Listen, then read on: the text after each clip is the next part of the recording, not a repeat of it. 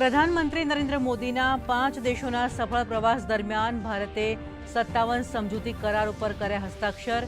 ઉર્જા સંરક્ષણ, સેમિકન્ડક્ટર, રક્ષા સહયોગ, ગ્રીન એનર્જી ક્ષેત્રે વધશે પરસ્પર સહયોગ। અંદાજિત 3.5 લાખ કરોડ રૂપિયાના નવા રોકાણ અને વિસ્તારની યોજના પર સમજૂતી। ખાડી દેશોમાં નાવિકોની સુરક્ષા અને દરિયાઈ સંચાલન ઉપર ભારતની ચાંપતી નજર। શિપિંગ મંત્રાલયના અધિક સચિવે કહ્યું, છેલ્લા 72 કલાક દરમિયાન ભારતીય ધ્વજવાળા જહાજ ઉપર હુમલાની કોઈ ઘટના નહીં। ખાડી ક્ષેત્રમાં તમામ ભારતીય નાવિકો છે સુરક્ષિત।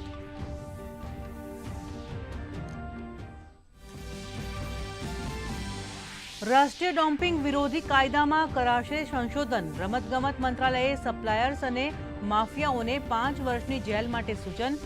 પ્રતિબંધિત દવાઓ લખનાર ડોક્ટર્સની પણ હવે ખેર નહીં। રમતની ગરિમા જાળવી રાખવા સરકાર ઐતિહાસિક પગલા તરફ।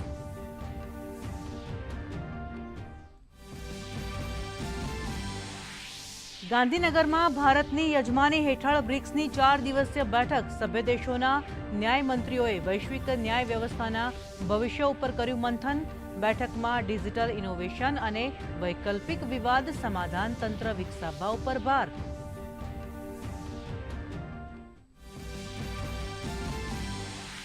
એક રાષ્ટ્ર એક ચૂંટણી મુદ્દે જેપીસીના સભ્યોની ત્રિદિવસીય બેઠક સંપન્ન। અંતિમ દિવસે અધિકારીઓ, વિવિધ ક્ષેત્રોના પ્રતિનિધિઓ, રાજકીય પક્ષો અને સંસ્થાઓ સાથે કરી ચર્ચા। જેપીસી અધ્યક્ષે કહ્યું, 2029 સુધીમાં સુધારો અમલમાં આવે તો ગુજરાતમાં આગામી વિધાનસભા ચૂંટણી 2034માં યોજાશે। ભેળસેળ કરનારા તત્વો સામે આરોગ્ય રાજ્યમંત્રીની તવાઈ। સાબરકાંઠાના તલોદમાં ખાનગી ડેરી ઉપર પાડ્યા દરોડા। 2500 કિલોથી વધુ ભેળસેળયુક્ત માવાનો જથ્થો કરાયો જપ્ત। 550 અખાદ્ય જથ્થાનો સ્થળ ઉપર જ કરાયો નાશ।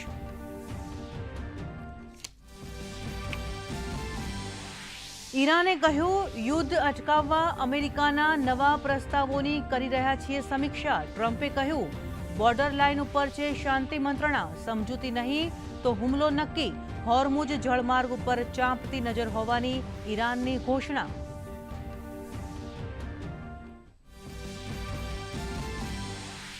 રાજ્યમાં ગરમીનો કેર યથાવત। 9 શહેરોમાં ગરમીનો પારો 40 ડિગ્રીએ પહોંચ્યો। રાજકોટ 43.5 ડિગ્રી તાપમાન સાથે સૌથી ગરમ શહેર। આવતીકાલે અને 23મી મેના રોજ ગીર સોમનાથ, અમરેલી, નવસારી, ડાંગમાં હળવોથી મધ્યમ વરસાદની શક્યતા।